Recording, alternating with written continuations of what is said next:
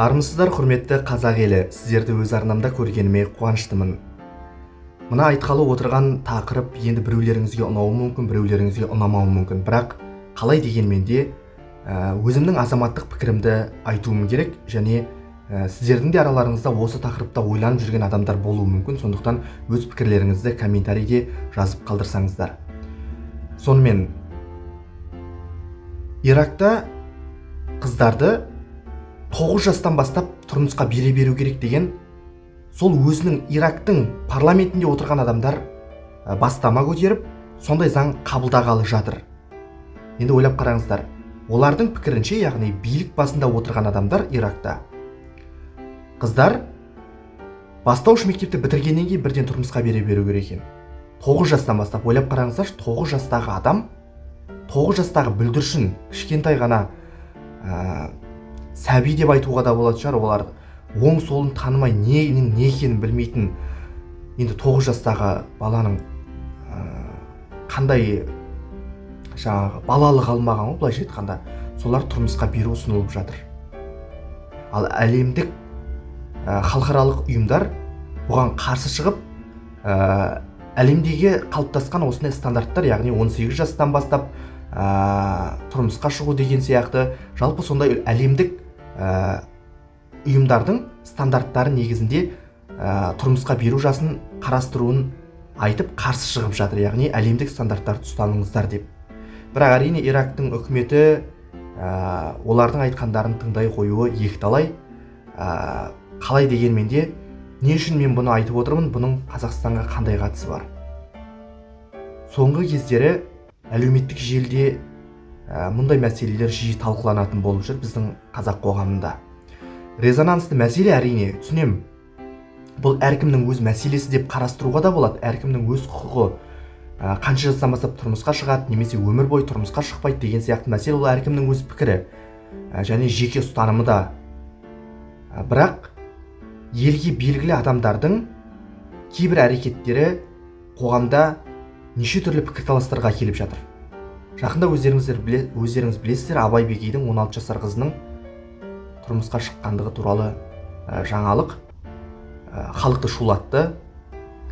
Бұл әрине Абай Бегейдің өзінің жеке пікірі, жеке қалыптасқан ұстанымы, өзінің белгілі бір принциптері болар, бірақ елге танымал адамдардың мұндай әрекеттері халықты алаңдатпай қоймайды, себебі қаншама адам соның жүрген тұрғанын аңдып деген сияқты, яғни оның белгілі бір қимылдарын бақылап отыр.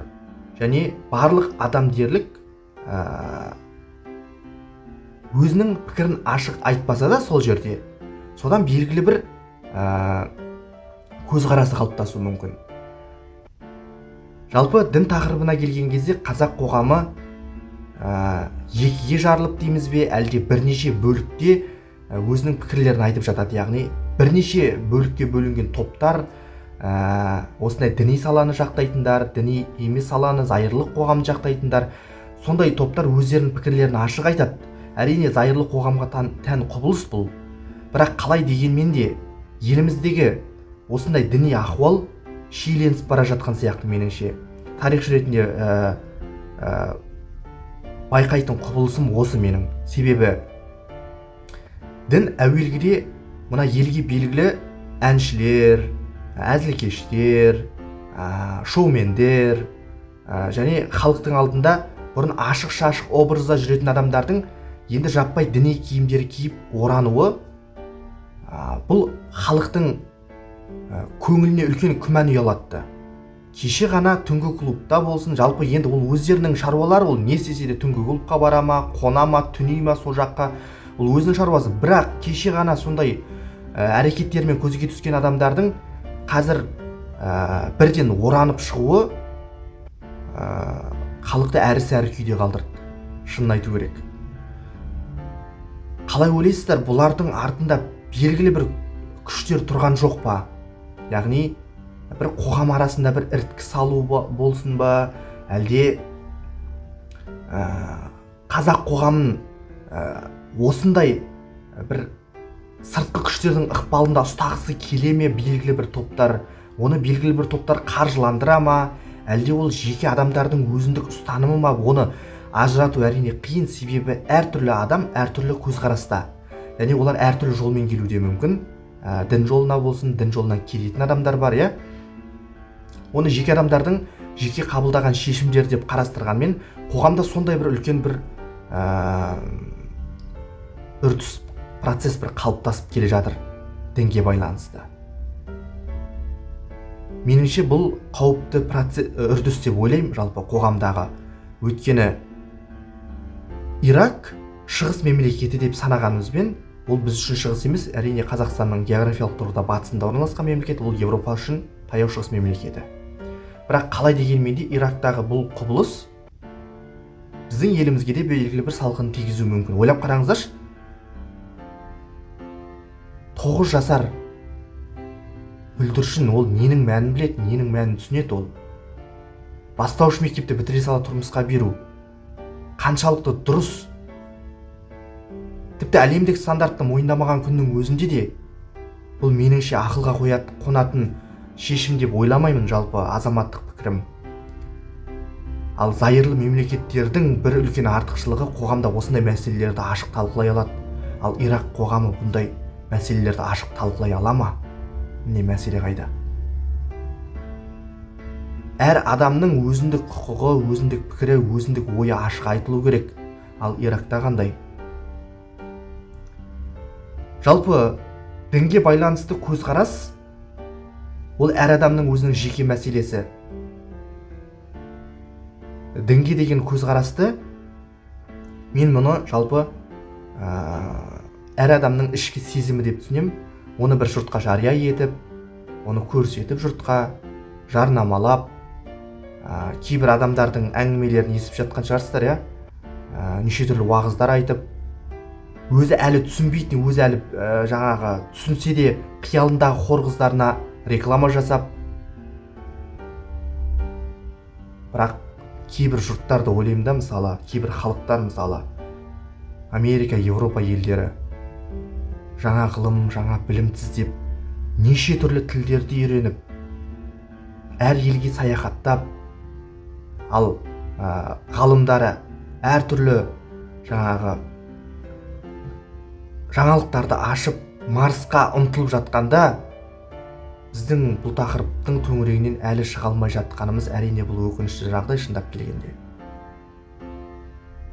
Қалай дегенмен де қазақ қоғамының осындай бір жағдай мені алаңдатады. Неге біз осындай темалардың айналасынан шыға алмай қалдық? Неге біз айналып келіп Шыңғыс ханды айта береміз, Шыңғыс ханға таласып, оны қазақ қыламыз, қазақ қылу үшін қызыл кеңірдек болып жатады ғалымдарымыз, ғалым деп жүрген адамдарымыз бірінің бірін бетін бір тырнап жатады осы тақырыптың төңірегінде. Одан басқа тақырып құрып қалғандай. Ал жастарымыз дейміз бе, әлде жалпы орта буын өкілдері,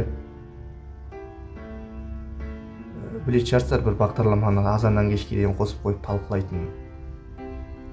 Ал дәл осы моментте, дәл осы сәтте шетелдік ғалымдар, шетелдік ойшылдар, саясаткерлер жаңа жобаларды талқылап жатыр, жаңа мәселелерді қарастырып жатыр, жерді қойып, жердің астын шұқылап жатыр, мұхиттың астына үңіліп, мұхитты зерттеп жатыр, адамның миын зерттеп, ғарышқа ұмтылып жатыр, Марсты зерттеп жатыр, Марста жердегі суды қойып, Марстан суды іздеп жатыр. Ал біз осындай тақырыптардың төңірегінде екі сиырдың әңгімесінің айналасында жүрміз. Бұны саясаткерлердің жасаған қателігінен көреміз бе, яғни Назарбаевтың жүйесінің 30 жыл бойы осындай бір тақырыптың төңірегінен шыға алмайтындай қылып, қоғамды сондай бір қалыптастырған жүйесінен көреміз бе? Әлде халықтың менталитетінен көреміз бе? Әлде Азия кеңістігіндегі мемлекеттерге тән құбылыс ретінде, халықтарға тән құбылыс ретінде көреміз бе? Бірақ Азия құрлығы дейтін болсақ, Жапонияны қайыққа жібереміз, Қытайды қайыққа жібереміз. Олар дамып жатыр ғой. Ал неге біз осы тақырыптардың төңірегінен шыға алмай қалдық? Ал сіздің осыған байланысты көзқарастарыңыз қандай? Сіздер жалпы осы тақырыптың төңірегінде ойланасыздар ма? Ұйқыға жатардың алдында, достармен әңгіме кезінде, немесе сондай бір тақырыптар туралы айтқанда сіздердің көзқарастарыңыз қандай? Өз пікірлеріңізді комментарийге жазып қалдырыңыз.